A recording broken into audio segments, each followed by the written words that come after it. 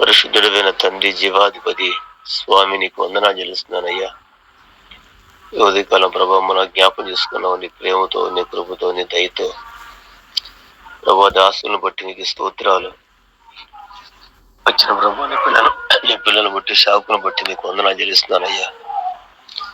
తండ్రి, నీ అనంత ప్రేమ, అనంత కృపకై స్తోత్రం చెల్లిస్తున్నాను. మాతో మీరు మాట్లాడుతున్న తండ్రి అయ్యా, నువ్వు చాలా సమీపంగా ఉన్నావు, ద్వారం వద్ద ప్రభు నిలిచి ఉన్నావు స్వామి. దైత మమ్మల్ని అందరినీ జ్ఞాపం చేసుకోండి. నీ రాకడికి, రాజ్యానికి ప్రభు నీ వాక్కు ధర, నీ శావుకుల ధర మాట్లాడుతూ మమ్మల్ని సిద్ధపరచండి తండ్రి, సహాయం చేయండి అయ్యా. లోకంలో ప్రభు నీ రాకడ సూచనలు బహుగా జరుగుతున్నాయి నాయనా. మేము భయపడాల స్వామి, సహాయం చేయండి, కనికరపడండి. దాటిపోబాకు ప్రభు, నీ కృపను బట్టి నీ వాక్కు ధర మమ్మల్ని శుద్ధి చేయి, పరిశుద్ధపరుసు నాయన, స్వస్థపరుసు, భయభక్తులు పుట్టించు అయ్యా. యోగ్యులుగా, నీతిమంతులుగా తీర్చండి. కూడి వచ్చిన పిల్లల బట్టి నీకు స్తోత్రాలు. ప్రతి ఒక్కరు ప్రభా ఒక మెలకు దయచేయ నాయన, నీకు స్తోత్రం చేస్తున్నాను. ఏ ఒక్కరిని ప్రభు దాటి బాబాకు తెలిసే తెలియకో మాలో ఎన్నో బలహీనతలు, ఎన్నో పాపాలు, ఎన్నో అవిధేతలు ఉంటాయి స్వామి. మమ్మల్ని అందరినీ కనికరించి అయ్యా నీ కృపకు, నీ రాకడికి, రాజ్యాన్ని సిద్ధపరిచి నీ దాసులను అభిషేకించి సహాయం చేయమని యేసు ప్రభు నామమున అడుగుతున్నావు తండ్రి. ఆమేన్, ఆమేన్. మంచిది. ప్రార్థించిన దైవజనులు రాబర్ట్ అయ్య గారికి వందనాలు. యేసయ్య కృప, సమాధానాలు మనందరికీ తోడై ఉండి నడిపించునుగాక. Amen. Praise Lord, praise Lord. మన ప్రభు అయిన యేసయ్యకు మహిమ, ఘనత, ప్రభావములు కలుగునుగాక. చూడండి అన్న, మనందరం కూడా పరిశుద్ధ లేఖనాలను మనందరం కూడా ధ్యానం చేసుకుంటున్నాము. ప్రతిదినము ఆమోసు పుస్తకాన్ని మనందరం కూడా ధ్యానం చేసుకుంటూ ఉన్నాము. ఆమోసు పుస్తకంలో మొదటి 2 వచనాలు ఒక సెక్షను. మొత్తం ఆమోసు పుస్తకం అంతా కూడా 5 సెక్షన్లుగా మనం డివైడ్ చేయడం జరిగింది. మొదటి వచనం నుండి 1-2 వచనాలు ఈ పుస్తకం యొక్క మెయిన్ ఉద్దేశాన్ని తెలియజేస్తూ ఉంటుంది. అలాగే ఆమోసు పుస్తకం 1వ అధ్యాయం 3వ వచనం నుంచి 2వ అధ్యాయం 16వ వచనం వరకు ఆ దేశాల యొక్క 8 దేశాల యొక్క దేవుని యొక్క తీర్పును గురించి ఉంటుంది. అలాగే 3వ అధ్యాయం 1వ వచనం నుండి 4, 5, 6 అధ్యాయాలు, 6వ అధ్యాయం 14వ వచనం వరకు ఇశ్రాయేలీలు చేసిన పాపం, వాళ్ళకి వచ్చేటువంటి శిక్షణ గురించి పరిశుద్ధుడైన దేవుడు మాట్లాడుతున్నాడు. అలాగే 4వది 7వ అధ్యాయం 1వ వచనం నుండి 8, 9వ అధ్యాయం 10వ వచనం వరకు 5 దర్శనాలు. ఈ 5 దర్శనాలు కూడా ఆమోసు పుస్తకం 7వ అధ్యాయం 1వ వచనం, ఆమోసు పుస్తకం 7వ అధ్యాయం 4వ వచనం, ఆమోసు పుస్తకం 7వ అధ్యాయం 7వ వచనం, ఆమోసు పుస్తకం 8వ అధ్యాయం 1వ వచనం, ఆమోసు పుస్తకం 9వ అధ్యాయం 5వ వచనం. ఈ 5 దర్శనాలు కూడా ఉన్నాయి. 5వది 9వ వచనం, 9వ అధ్యాయం 11 నుంచి 15 వరకు శిక్షాకాలం తర్వాత దేవుడు మరలా ఇశ్రాయేలు ప్రజల్ని తిరిగి పునరుద్ధరించడాన్ని మనం చూస్తున్నాం. మొత్తం 5 భాగాలుగా ఆమోసు పుస్తకాన్ని డివైడ్ చేశాం. ఎందుకంటే గత కాలంలో నేను చెప్పాను, కానీ మరలా జ్ఞాపకం చేయాలని మధ్యలో కొంచెం గ్యాప్ వచ్చింది కదా, శనివారం, ఆదివారం అట్లా కొంచెం మధ్యలో గ్యాప్ రావడం వలన మరలా దీనిని నేను జ్ఞాపకం చేస్తున్నాను. తర్వాత ఈ 8 రాజ్యాల్లో 6 రాజ్యాలు అన్య దేశాల యొక్క రాజ్యాలు. గమనించారా? అన్య దేశాల యొక్క రాజ్యాలు 8 రాజ్యాల్లో. ఆ తర్వాత 2 రాజ్యాలు మరి ఇశ్రాయేలీల అన్నదమ్ములు, అంటే యూదా, ఇశ్రాయేలీలు. ఈ 2 పేర్లు 2 అన్నదమ్ముల గురించినటువంటి సంగతులు. మిగతా అన్ని దమస్కు, గాజా, తూరు, ఎదోము, అమ్మోను, మోయాబు అను ఈ 6 దేశాలు కూడా అన్యుల దేశాలు. దేవుడు ప్రాముఖ్యంగా టార్గెట్ చేసింది ఇశ్రాయేలు ప్రజల గురించి. యెహోవా వాక్కు ప్రత్యక్షమై ఆమోసు ద్వారా పరిశుద్ధుడైనటువంటి దేవుడు మాట్లాడడాన్ని మనం చూస్తున్నాం. గమనించారా? చాలా జాగ్రత్తగా మనం గుర్తుపట్టాలి. అంటే ఇశ్రాయేలు ప్రజలను 7 దేశాల వాళ్ళు, 7 దేశాల వాళ్ళు తన అన్నదమ్ములతో సహా ఇశ్రాయేలు ప్రజలను మరి భయంకరంగా హింసించి బాధించి నాశనం చేసిన 7 దేశాల చరిత్రలను, వాటి తీర్పులను మనం చూడొచ్చు. ఇక్కడ దేవుని యొక్క ఉద్దేశాలన్నీ కూడా మనం చూస్తున్నాం. ఏంటంటే ఆయన దేశాల యొక్క చరిత్రలన్నీ కూడా ఎరిగినవాడు. అన్ని దేశాలను, భూమి మీద ఉన్న అన్ని దేశాలను దేవాది దేవుడు గమనిస్తున్నాడు అనే విషయాన్ని మనం గుర్తుపట్టాలి. అంతేకాకుండా ఏ దేశాలు ఎలాంటి నిర్ణయాలు తీసుకుంటున్నాయో ఆ రాజులు కానీ అధిపతులు కానీ అవన్నీ కూడా దేవుడు కౌంట్ చేస్తున్నాడు. సర్వలోకంలో చేయబడిన మనుషులందరి మీద, వారి మీద జరుగుతున్నటువంటి అకృత్యాలు, కిరాతకాలు, పేదవారిని ఎన్ని రకాలుగా బలాత్కారం చేస్తున్నారో అవన్నీ కూడా చూచేటువంటి దేవుడు. అంతేకాకుండా దేవుడు ప్రతి వ్యక్తిని ఇండివిజువల్గా, ప్రతి వ్యక్తిని కూడా తీర్పు తీర్చేటువంటి దేవుడు. దేశాలను తీర్పు తీర్చడమే కాదు కానీ ప్రతి వ్యక్తిని కూడా ఇండివిజువల్గా, వ్యక్తిగతంగా దేవుడు తీర్పు తీర్చే దేవుడు. దేవుడు మనుషుల యొక్క యాక్షన్లన్నిటినీ కూడా చూస్తూ ఊరుకోడు. ఖచ్చితంగా అందరినీ తీర్పులోకి తీసుకొస్తాడనేటువంటి విషయాన్ని కూడా గుర్తుపట్టాలి. దేవుడే మనుషులందరినీ కూడా తీర్పు తీరుస్తాడు. గమనించారా? ఇలాగా దేవుని యొక్క సంగతులన్నీ కూడా ఎరిగి ఉండాలి.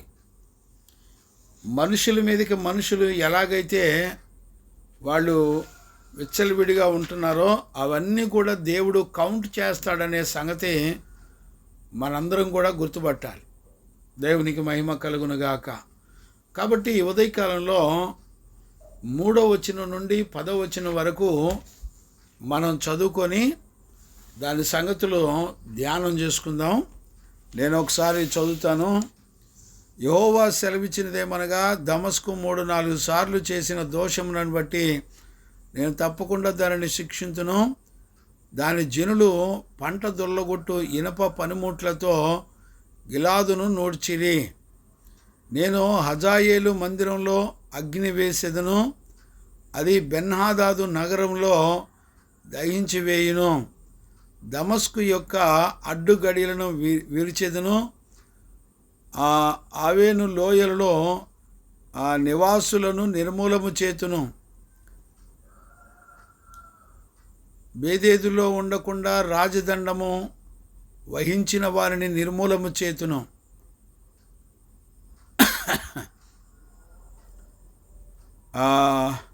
అరామీలు చెరపట్టబడిన కీరు దేశమునకు కొనిపోబడుదురని యెహోవా సెలవిచ్చుచున్నాడు. యెహోవా సెలవిచ్చినదేమనగా, గాజా 3-4 సార్లు చేసిన దోషములను బట్టి నేను తప్పకుండా దానిని శిక్షింతును. ఎదేమో వారి అప్పగింపబడినని తాము చెరపట్టబడిన వారందరినీ కూడా కొనిపోయిరి. గాజా యొక్క ప్రాకారం మీద నేను అగ్ని వేసేదను, అది వారి నగరంలో దహించి వేయును. అష్టోదోజు నివాసుల కుండ నిర్మూలము చేతును. ఎష్కోనులోను ఆ రాజదండమును వహించిన వారుండకుండా నిర్మూలము చేతును. ఇంకను శేషించిన ఫిలిస్తీన్లు క్షయమగునట్లు నేను ఎక్రోనును ముత్తెదునని ప్రభువు యెహోవా సెలవిచ్చుచున్నాడు. యెహోవా సెలవిచ్చినదేమనగా, తూరు 3-4 సార్లు చేసిన దోషములను బట్టి నేను తప్పకుండా దానిని శిక్షించును. దాని జనులు సహోదరుల నిబంధనను జ్ఞాపకమును తెచ్చుకొనక పట్టుబడిన వారిని అందరినీ ఎదోమీయులకు అప్పగించిరి. నేను తూరు ప్రాకారముల మీద అగ్ని వేసేదను, అది దాని నగరులను దహించి వేయును. చూడండి, ఇక్కడ మనం దమస్కు గురించి, గాజా గురించి, తూరు గురించి, ఈ 3 దేశాల వాళ్ళ గురించి మనం దేవుని యొక్క తీర్పును మనం చూస్తున్నాం. దమస్కు అనేది ఇశ్రాయేలు దేశంలో సిరియా రాజధానిగా ఉన్నటువంటి పట్టణం. సిరియా రాజధానిగా ఉన్నటువంటి పట్టణం. ఈ పట్టణంలో ఎవరెవరు ఉంటున్నారు అంటే, ఈ గిలాదులో రూబేను, గాదు, మనషే, వీళ్ళు ముగ్గురు కూడా ఈ 3 జాతుల వాళ్ళు, 12 గోత్రాల్లో ఈ 3 గోత్రాల వాళ్ళు ఉంటారు. రూబేను, గాదు, మనషే ఎక్కడ గిలాదు ప్రాంతంలో ఉంటారు. దీనికి సంబంధించి రెండవ రాజుల పుస్తకం 10వ అధ్యాయం 32-33 వచనాలు ఉంటాయి. మీరు చదువుకోండి. నేను అన్నీ చదవలేను, టైం సరిపోదు. కాబట్టి మనం చాలా జాగ్రత్తగా గమనించవలసినటువంటి విషయం. 10వ అధ్యాయం 32-33 వచనాలు మనం చూడగలుగుతున్నాం. దేవునికి మహిమ కలుగునుగాక. చూడండి అన్న, మనందరం కూడా గమనించవలసినటువంటి అతి శ్రేష్టమైనటువంటి విషయాలు ఇక్కడ ఉన్నాయి. ఇశ్రాయేలు ప్రజలను తీర్పు తీర్చడానికి ముందల ఇశ్రాయేలు ప్రజలను నాశనం చేసినటువంటి 3 దేశాల వాళ్ళ పరిస్థితులను దేవుడు వివరిస్తున్నాడు.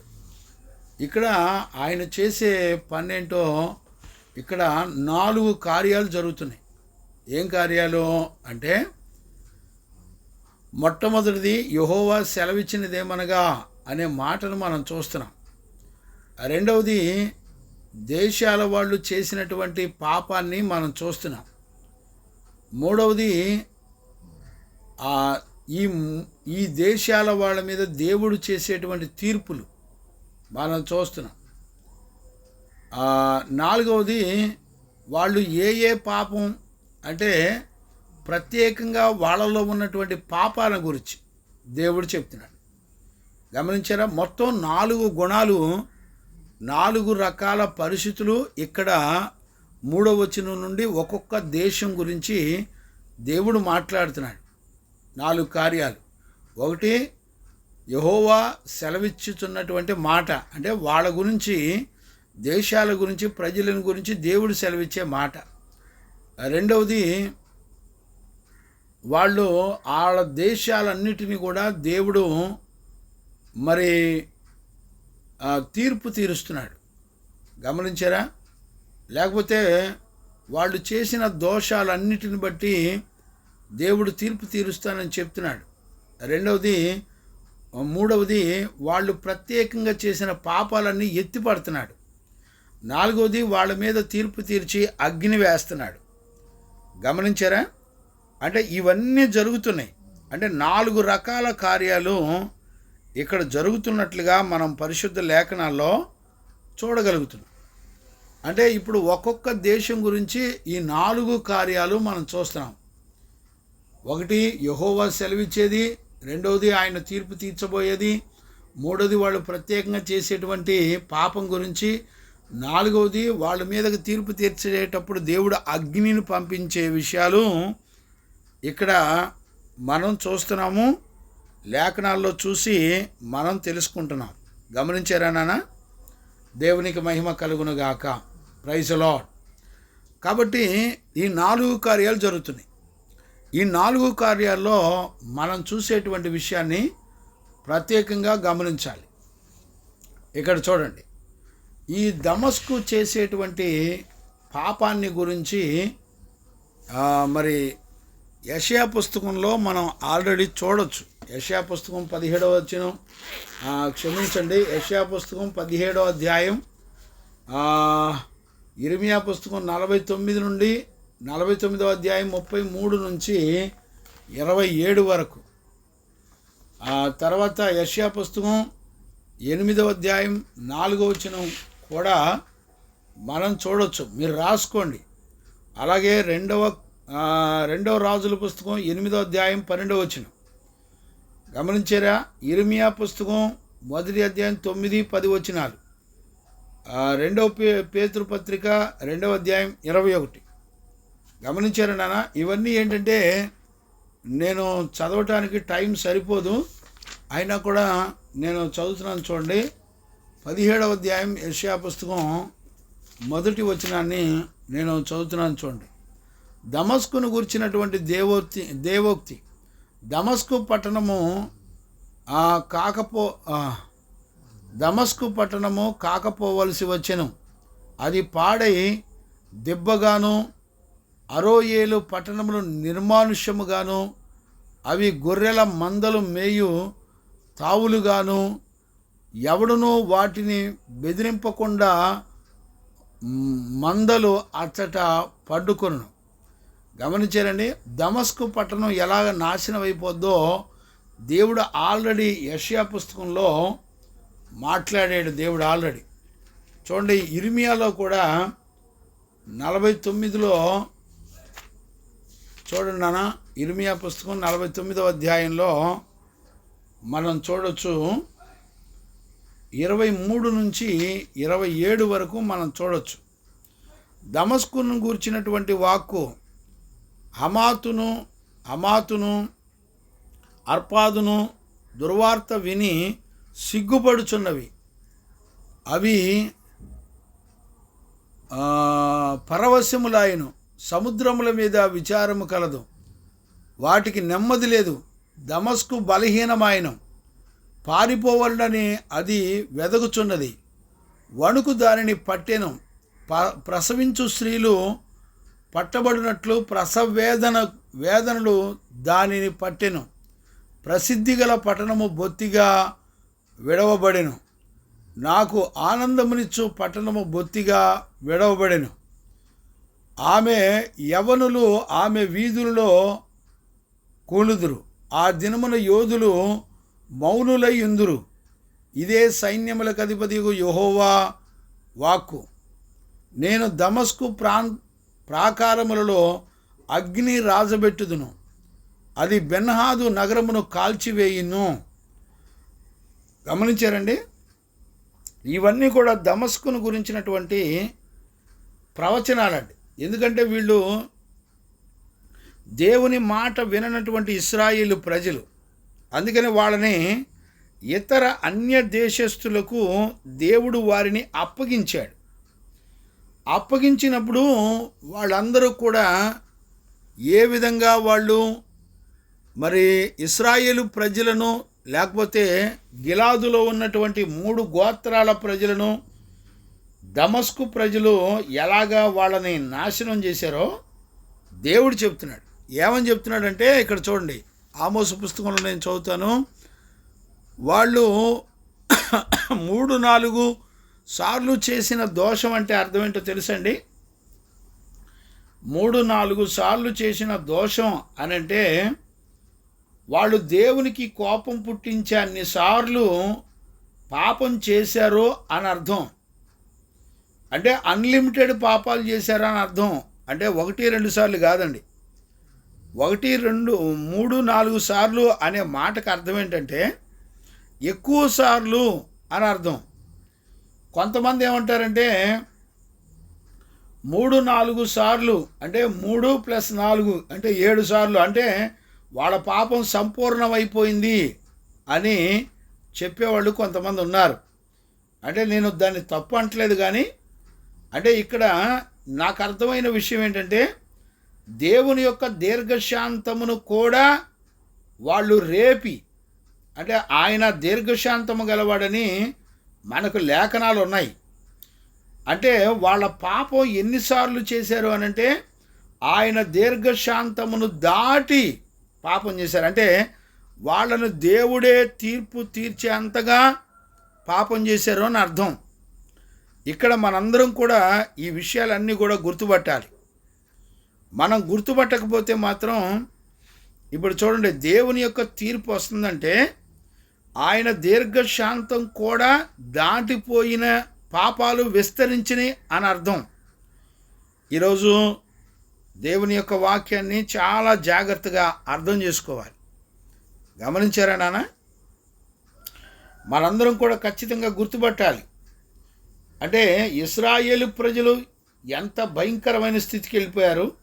వాళ్ళను తీర్పు తీర్చినప్పుడు దేవుడు శత్రువుల చేతికి ఇశ్రాయేలు ప్రజల్ని దమస్కుకు అప్పగించినప్పుడు దమస్కు పట్టణంలో ఉన్నటువంటి వీళ్ళంతా కూడా ఆ ఇశ్రాయేలు ప్రజల్ని గిలాదులో ఉన్నటువంటి 3 గోత్రాల వాళ్ళని ఎలా హింసిస్తున్నారో ఇక్కడ చెప్పాడు. చూడండి ఏమని చెప్తున్నాడంటే, దాని జనులు పంట దొల్లగొట్టు ఇనుప పనిముట్లతో గిలాదును నూర్చిరి.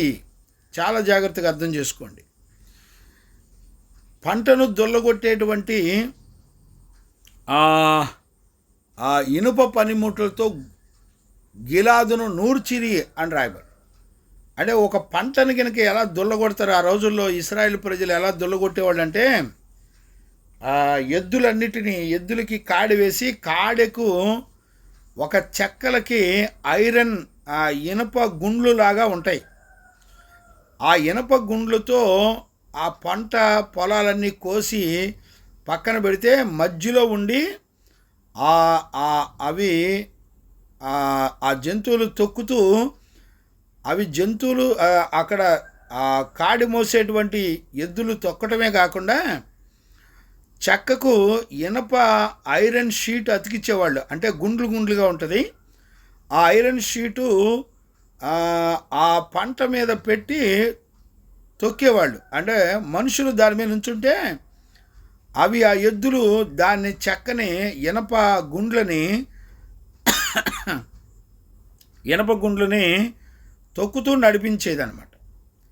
అంటే అలా దొల్లగొట్టేవాళ్ళు. ఇప్పుడు ఈ దమస్కు పట్టణం వాళ్ళు ఇశ్రాయేలు ప్రజల్ని ఎలా దొల్లగొట్టారో చూడండి.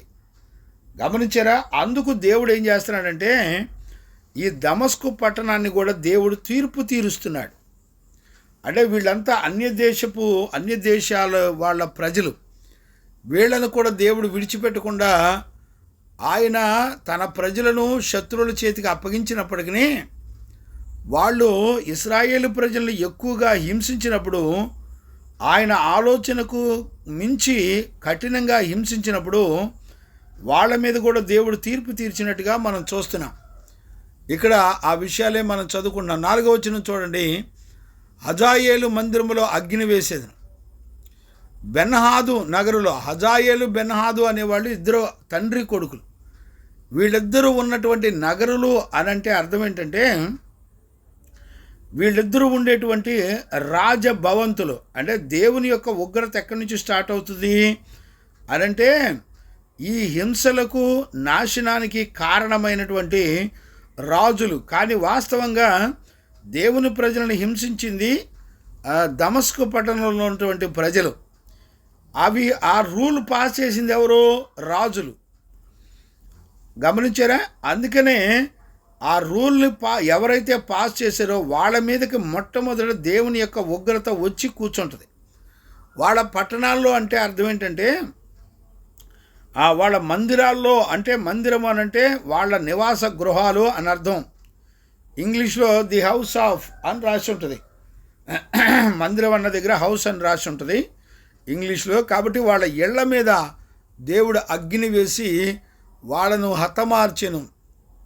బెన్హాదు నగరును దహించి వేసెను.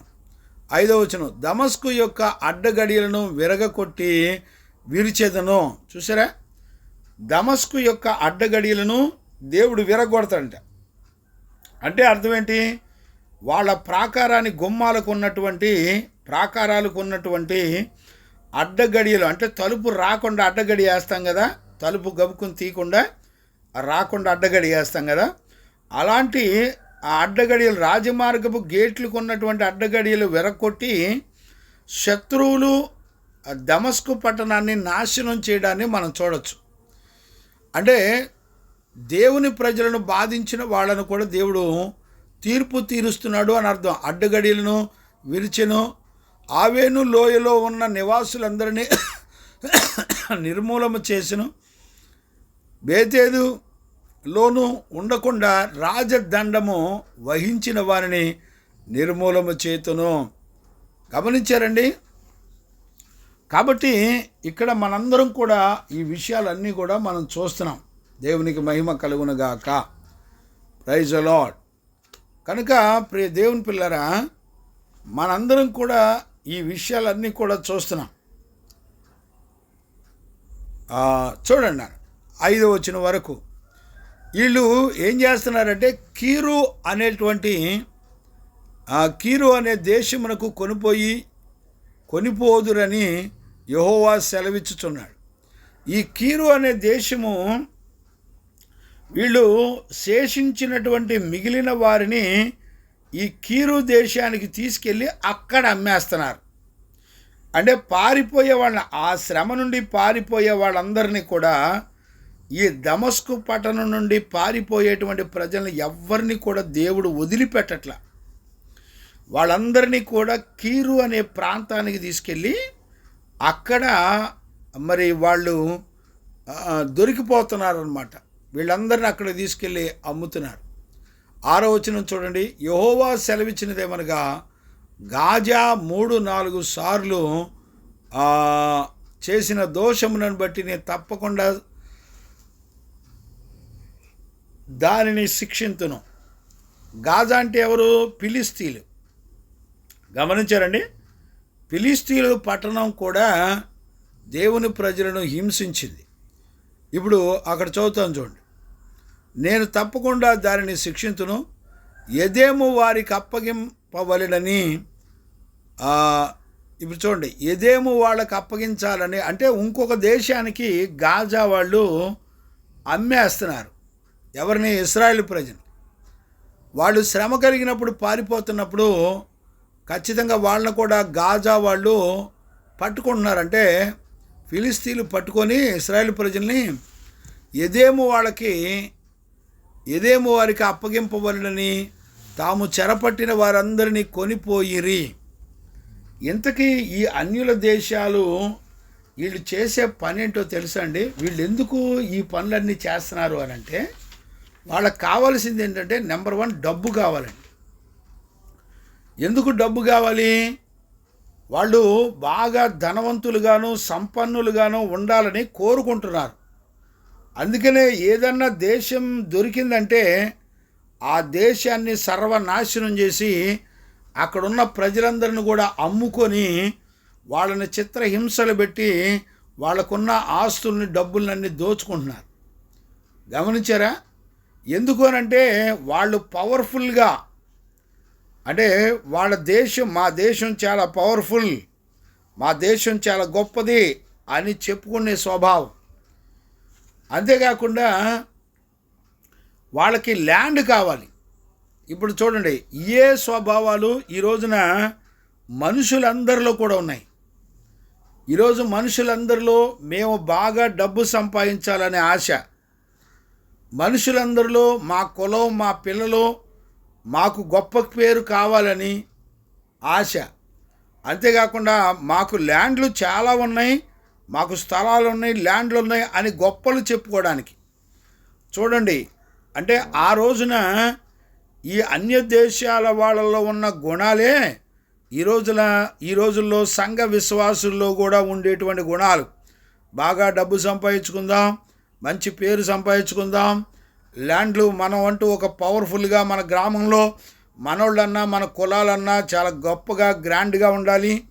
అంతేకాకుండా మనోళ్ళందరికీ మంచి మంచి పొలాలు ఉండాలి, స్థలాలు ఉండాలి అని ఇవే గుణాలు, ఒక అన్యులలో ఉండేటువంటి గుణాలన్నీ కూడా ఈ రోజున సంఘ విశ్వాసులు మేము రక్షించబడ్డామని చెప్పుకునేటువంటి వాళ్ళలో కూడా ఏ గుణాలు ఉన్నాయి. ఇవాళ పాస్టర్లు అనేవాళ్ళు కూడా ఆ స్థలాలు, బిల్డింగ్లు, గొప్ప గొప్ప మినిస్ట్రీలు చూడండి, సంఘాల్లోకి రావడమే కాకుండా దైవజనులోకి రావడమే కాకుండా చూసారండి, ఈ స్వభావాలు అన్యజనుల్లో ఉండే స్వభావాలు, అన్యజనుల యొక్క దేశాలలో రాజుల్లో ఉండేటువంటి స్వభావాలు ఇవే సేమ్ ఎగ్జాక్ట్లీ మన జీవితాల్లో, మనుషుల యొక్క జీవితాల్లో కనబడుతున్నాయి. ఎగ్జాక్ట్లీ గుర్తుపట్టారండి?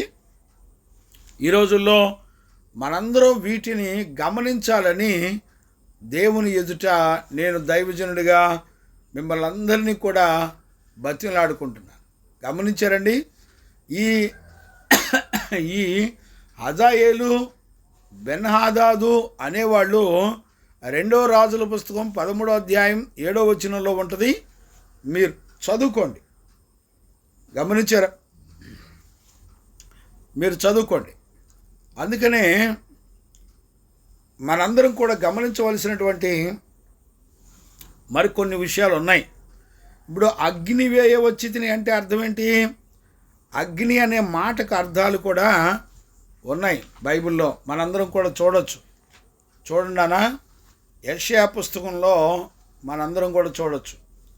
యెషయా పుస్తకం 5వ అధ్యాయం 24 చూడండి నాన్న, నేను చదువుతాను.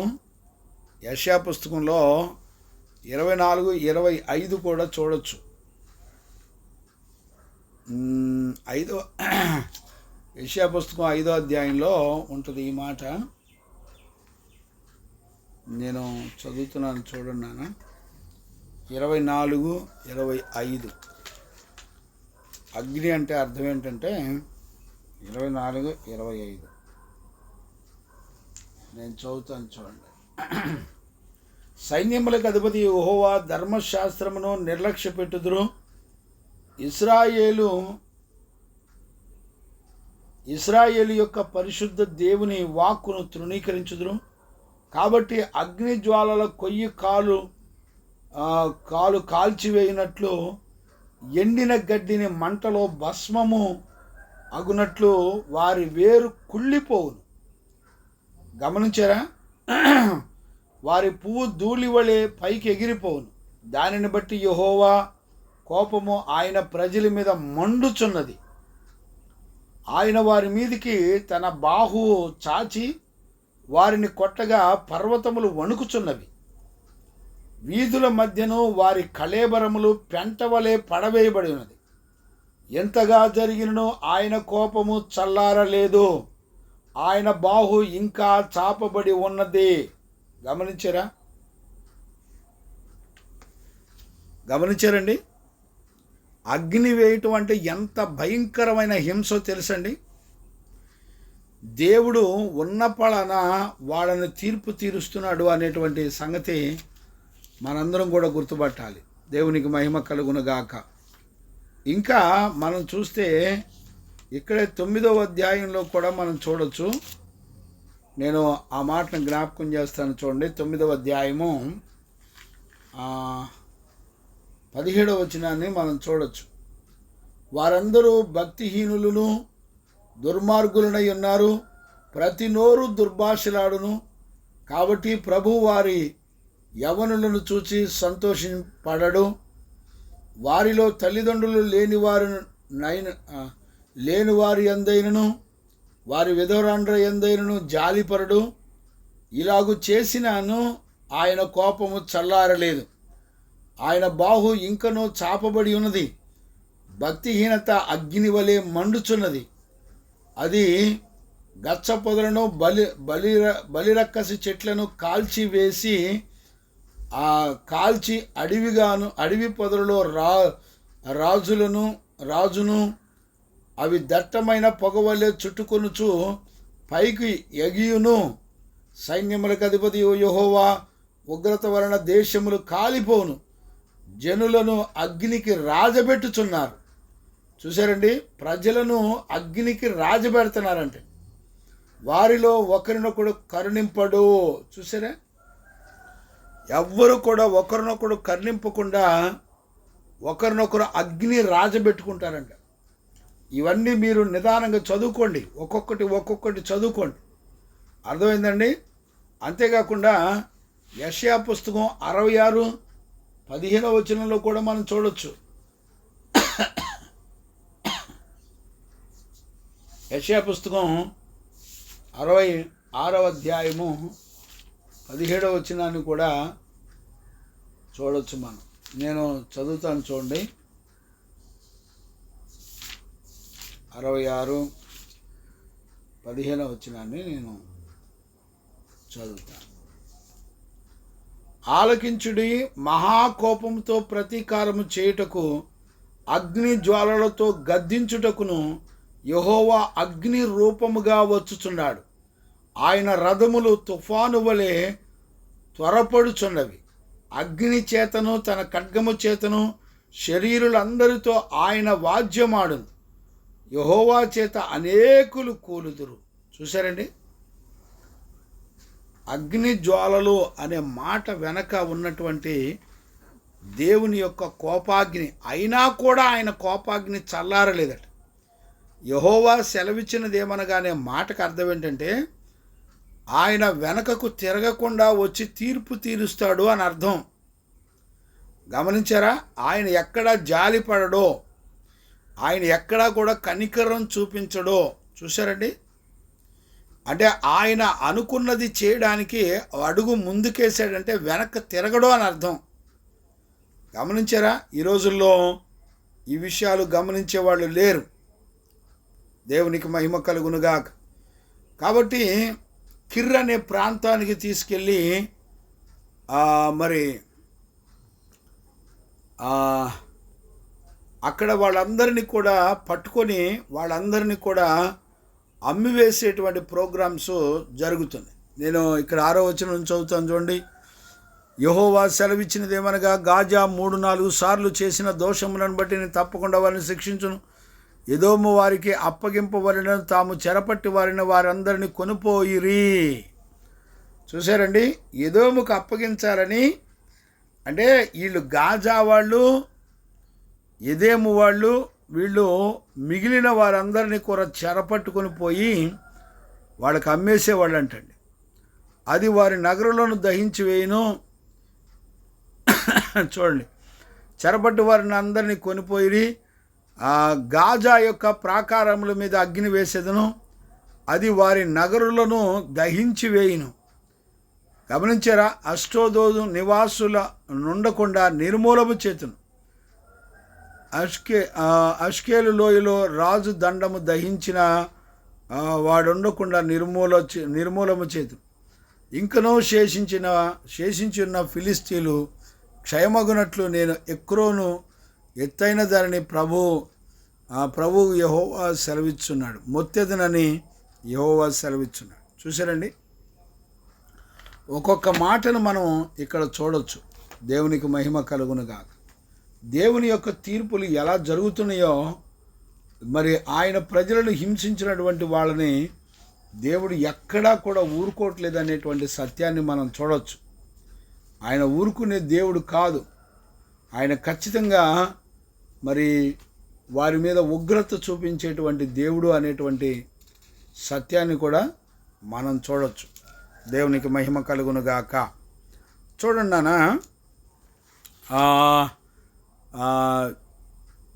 అక్కడ మళ్ళీ చదువుతాను చూడండి. 8వ వచనం మళ్ళీ చదువుతాను చూడండి.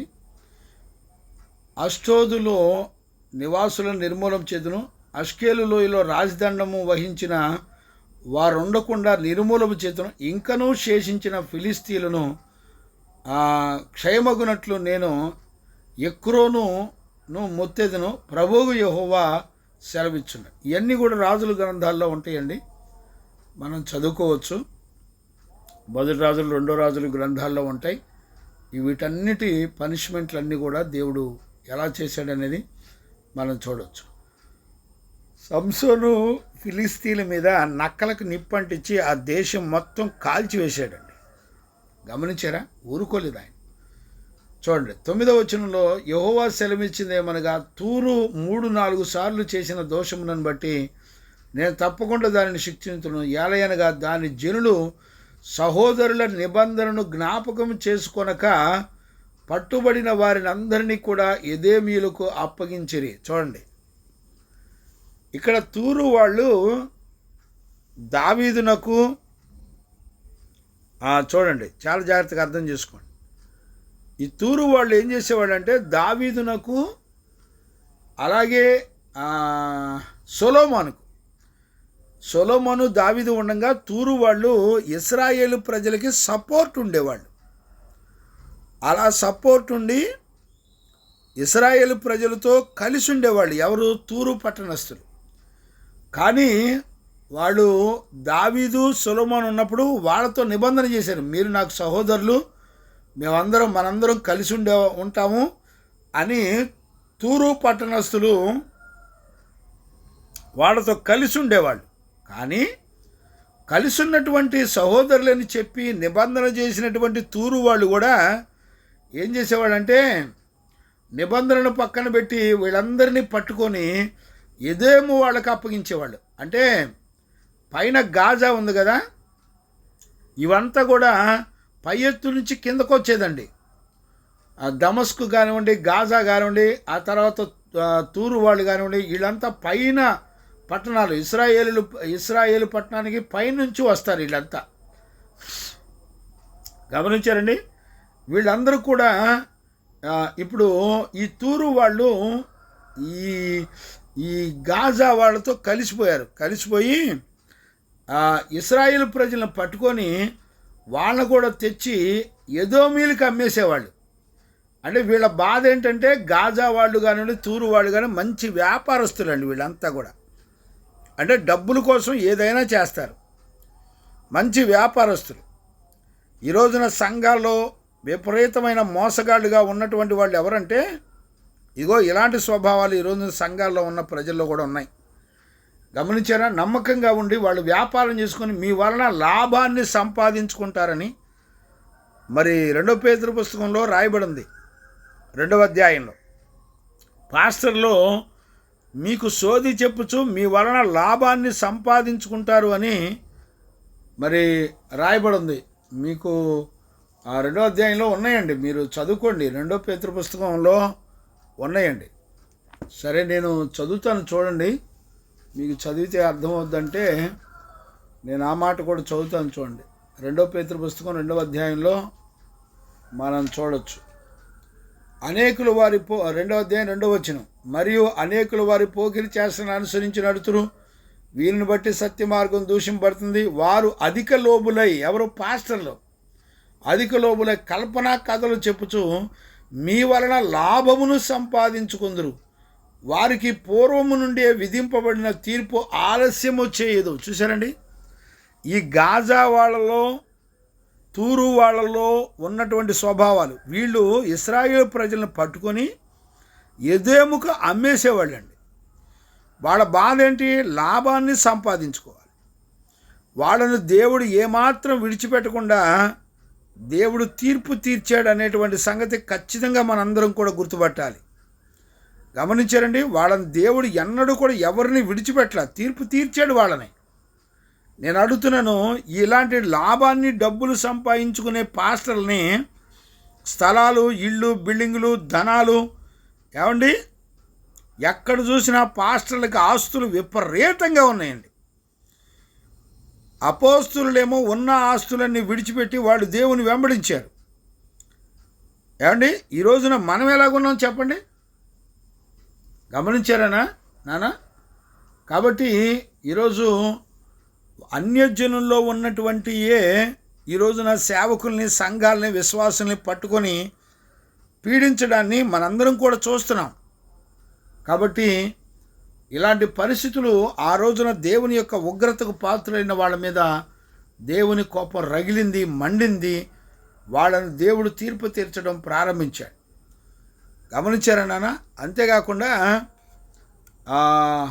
మనం చూసినట్లయితే 9-10 వచనాలు కూడా నేను చదువుతాను చూడండి.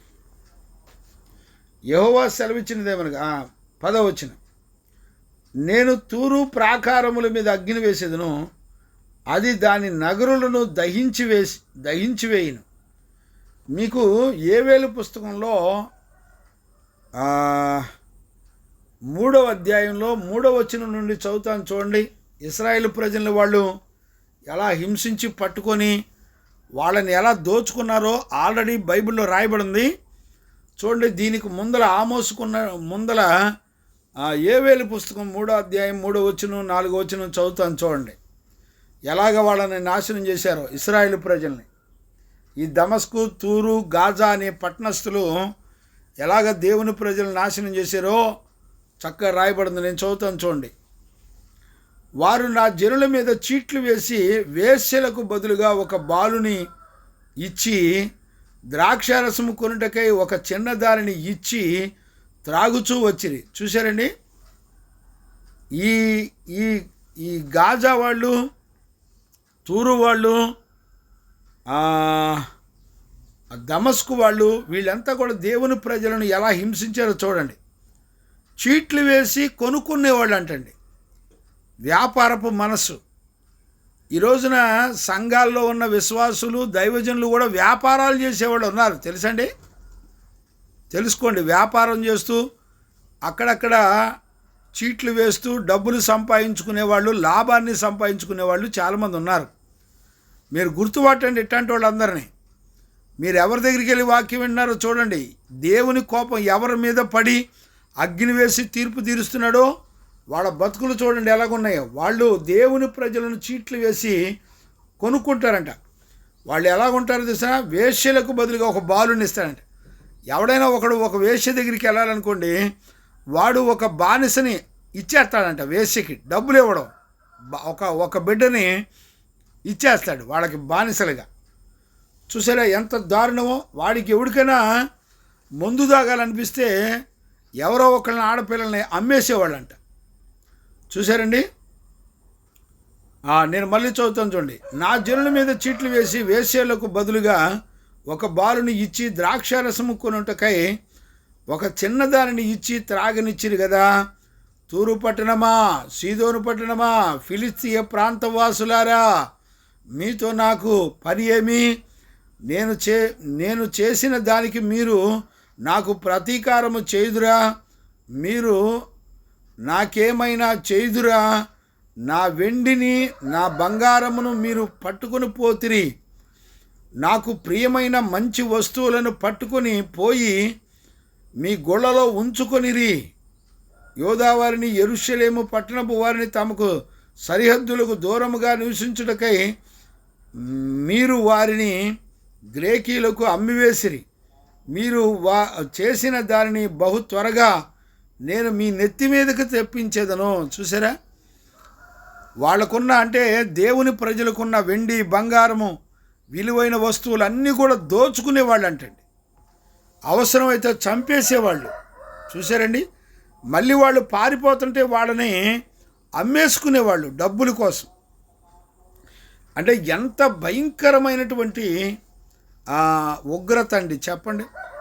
ఎంత దారుణంగా దేవుని ప్రజలను హింసించేవాళ్ళు వాళ్ళు. దేవుడు అంటాడు, మీరు వాళ్ళకి ఏం చేశారో నేను కూడా మీ బతుకులను అలానే చేస్తానని. అంటే ఇప్పుడు చదువుకున్న ఈ ఉగ్రతలన్నీ కూడా ఇశ్రాయేలు ప్రజల్ని నాశనం చేసినటువంటి అన్ని దేశాల వాళ్ళను మీరేం చేశారో అదే మీ నెత్తి మీదకి రప్పిస్తానని దేవుని యొక్క వాక్యం చెప్తుంది. ఏ స్థితిలో మీరు అలా చేశారో మీ మీద కూడా అలాంటి తీర్పే వచ్చింది అని దేవుని యొక్క వాక్యం చెప్తుంది. ఈ రోజున గుర్తుపట్టాలి. గమనించారా? కాబట్టి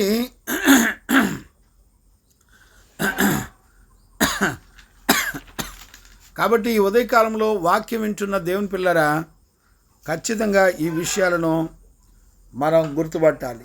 దేవునికి మహిమ కలుగునుగాక. ఎవరిని కూడా దేవుడు విడిచిపెట్టడు అనేటువంటి సత్యాలను మనందరం కూడా గుర్తుపట్టాలి. ఇక్కడ చూడండి, నేను మరొక మాట జ్ఞాపకం చేస్తాను. చూడండి, యెషయా పుస్తకంలో 23వ అధ్యాయము 1 నుంచి 18 వచనాల వరకు చూడొచ్చండి.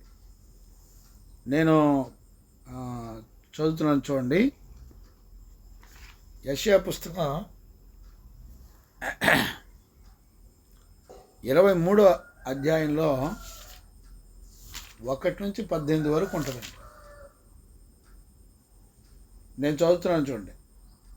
తూరును గూర్చినటువంటి దేవోక్తి, అష్షూరు ఓడలారా అంగలార్చుడు, తూరు పాడైపోయిను,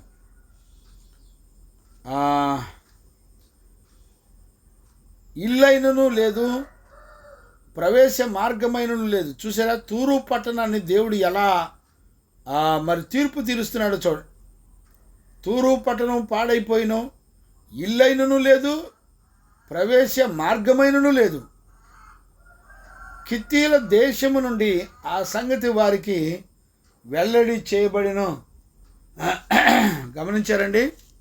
సముద్ర తీరవాసులారా అంగలాచుడి, సముద్రము దాటుచుండు సీదోను వర్తకులు తమ సరుకులతో నిన్ను నింపిరి.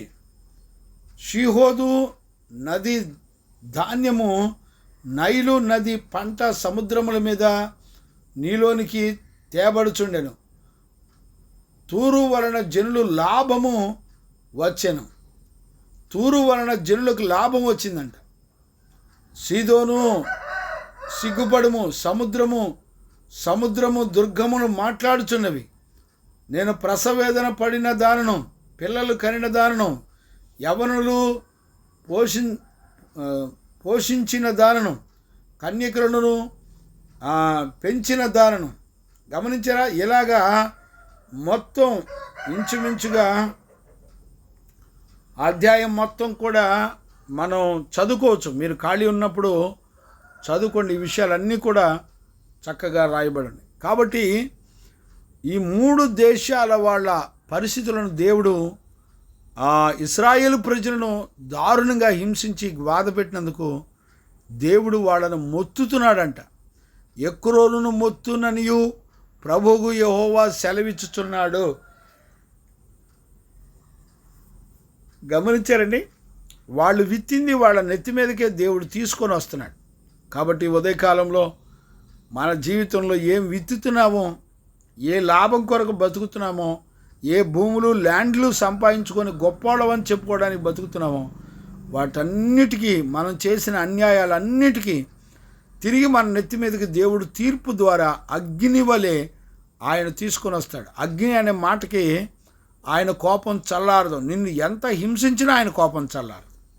అంటే దేవుని యొక్క ఉగ్రతకు ఎంత పాత్రులై ఉంటారో దయచేసి ఉదయకాలంలో అర్థం చేసుకోవాలని తండ్రిగా నేను మిమ్మల్ని అందరినీ కూడా బతులాడుతున్నాను. కాబట్టి దేవుడు ఏ దేశాల వాళ్ళని ఎవరిని కూడా విడిచిపెట్టేవాడు కాదు అనేటువంటి సత్యాన్ని దీనిని బట్టి మనందరం కూడా గుర్తుపట్టాలి. అలాంటి కృప యేసయ్య మనందరికీ అనుగ్రహించి దేవుని యొక్క తీర్పులకు భయపడేటువంటి బ్రతుకు మనకి కావాలని మనల్ని మనం దిద్దుకుందాం, ప్రార్థన చేసుకుందాం.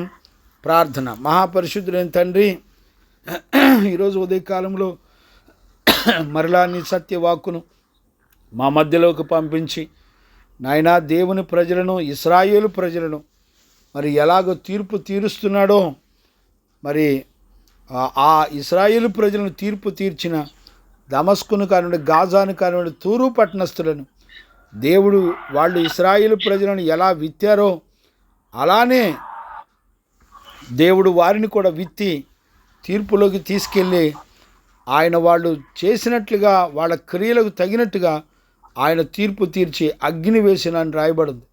ప్రభా, మా బ్రతుకుల్లో కూడా అన్ని జనుల్లో ఉన్నటువంటి స్వభావాలే ఈ రోజున దైవజనుల్లోనూ సంఘాల్లోనూ ఉంటున్నాయి. కాబట్టి అలాంటి ఉగ్రత నుండి మమ్మల్ని, మా కుటుంబాలని తప్పించి నీ నీతి గల రాజ్యానికి వారసులో ఉన్నట్లుగా కృపనిచ్చినందుకు కృతజ్ఞతాస్తుతులు చెల్లిస్తూ యేసయ్య నిన్ను అడిగి పొంది ఉన్నాము తండ్రి, ఆమెన్. ప్రార్థన ఆలకించి అడిగినవన్నీ మన జీవితంలో జరిగించిన యేసయ్యకు స్తోత్రము చేయదమో. స్తోత్రం స్తోత్రం స్తోత్రం స్తోత్రం స్తోత్రం. తండ్రి, కుమార, పరిశుద్ధాత్మ దేవునికి స్తోత్రము చేయదమో. స్తోత్రం స్తోత్రం స్తోత్రం స్తోత్రం స్తోత్రం స్తోత్రం. ఆమెన్. మన తండ్రి అయిన దేవుని నుండి, మన ప్రభు అయిన యేసుక్రీస్తు నుండి, పరిశుద్ధాత్మని యొక్క అన్యోన్య సహవాసము, సన్నిధి, సమాధానం విశ్వసించిన బిడ్డలకును, సకల పరిశుద్ధులకును, మరి లైవ్లోకి వచ్చిన బిడ్డలకు, సేవకులకు, సంఘాలకు, కుటుంబాలకును యేసయ్య కృపా సమాధానములు తోడయిండి నడిపించునుగాక. ఆమెన్. ఆమెన్.